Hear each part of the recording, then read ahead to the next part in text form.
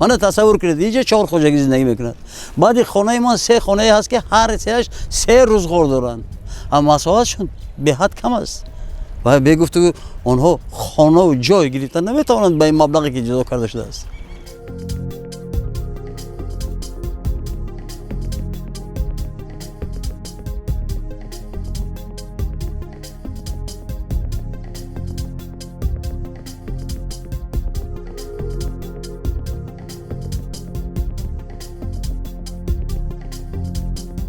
این خانه‌ای که من مثلا 5 سال خودم ساختم و ما این نو اکنون با اتمام رسانده نو در اومدم با کاری معلمی خدمت مردم کردن.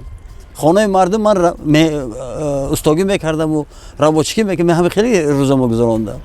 برای من گفتم که چه شما اونجا مثال گپ 1200 نرخ فروخته ایستن متر کوادراتیشه، شما خانه من 650 دلار نرخ گذاری کردید. و خانه من است، من باید نرخ پیشنهاد کنم، شما منقطع سودا کنید.